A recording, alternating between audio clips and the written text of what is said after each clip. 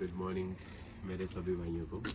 तो आज मॉर्निंग के अभी 10 बज चुके हैं और इतने टाइम बाद यहाँ पे धूप निकली हुई है। ऑलमोस्ट 1 महीने बाद यहाँ पे धूप निकली है। तो काफ़ी दिनों से सोच रहा था मैं कि ड्राइविंग लाइसेंस के लिए अप्लाई किया जाए। तो फाइनली आज वो दिन आ गया है कि मैं ड्राइविंग लाइसेंस के लिए actually it's provisional driving licence के लिए अप्लाई कर रहा हूँ, क्योंकि यहाँ पे गाड़ी बहुत ही इम्पोर्टेंट है और मैं बताऊँगा आपको कि किस वजह से बहुत ज़्यादा इम्पोर्टेंट है। तो पहले जाके अप्लाई कर देते हैं ड्राइविंग लाइसेंस के लिए और आपको दिखाते हैं साथ साथ में कि क्या प्रोसीजर रहता है अप्लाई करने का। ओके,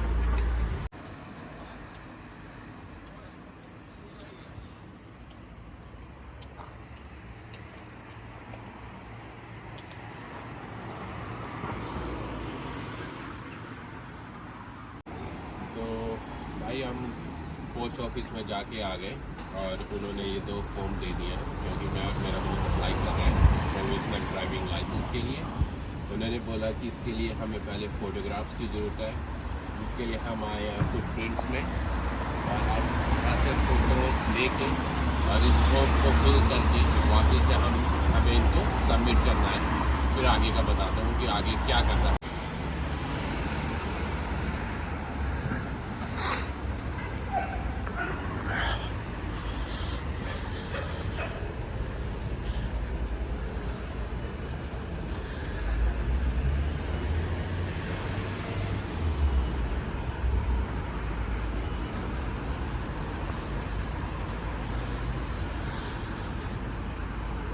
कहाँ बोला इसने यार? उधर पर चलो गाइस, मैंने आपको दिखा तो दिया है कि ये हमने एप्लीकेशन फॉर्म लेके आ गए हम पोस्ट ऑफिस से। लेकिन अब बात करते हैं कि इसके अंदर का एप्लीकेशन में क्या मेंशन किया गया है, वो भी मैं आप लोगों को दिखा देता हूँ, जो मुझे बाद में फिल करना होगा। तो ये है हमारा एप्लीकेशन फॉर्म, जिसमें कि हमारे की मेंशन किया गया है फर्स्ट कॉलम में what are you applying for. फिर हमारे से रिलेटेड डिटेल्स पूछी गई है इसमें।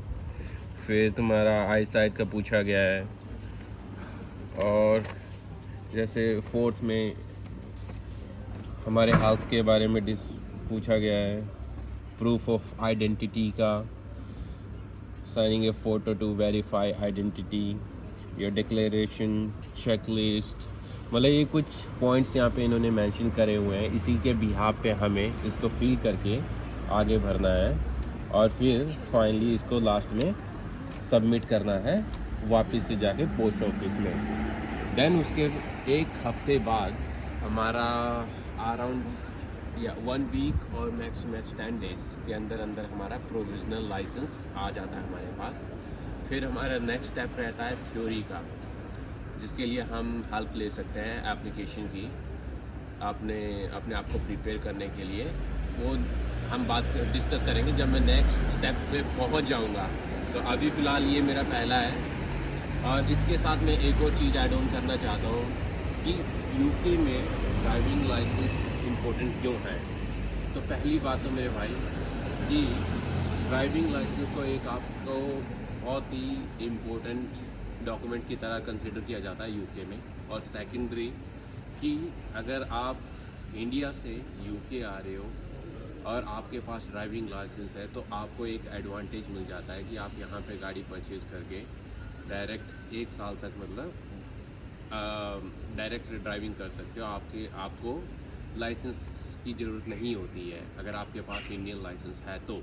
और सेकंड, अब जैसे मेरे पास नहीं है, मेरा ये एग्जांपल देता हूँ, तो अब मेरे को ये चीज़ें स्टार्टिंग से करनी पड़ रही है। मेरे को स्टेप बाय स्टेप पहले प्रोविज़नल लाइसेंस के लिए अप्लाई करना पड़ेगा, देन फिर उसके बाद थ्योरी देना पड़ेगा, देन लास्ट में प्रैक्टिकली होगा।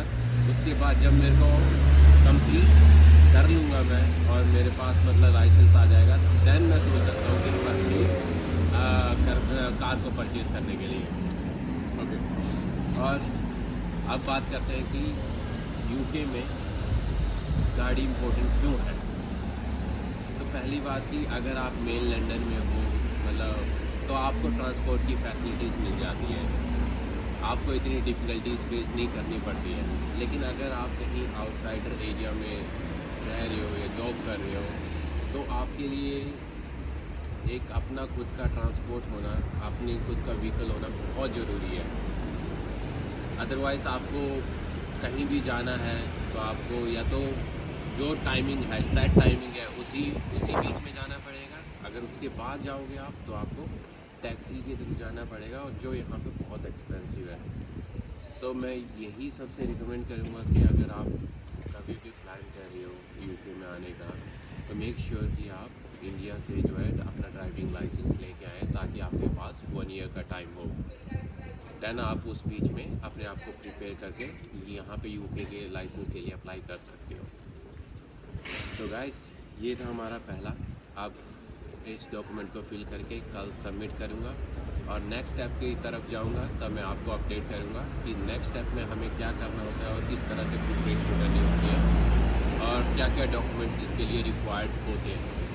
तो thank you so much guys, और मिलते हैं फिर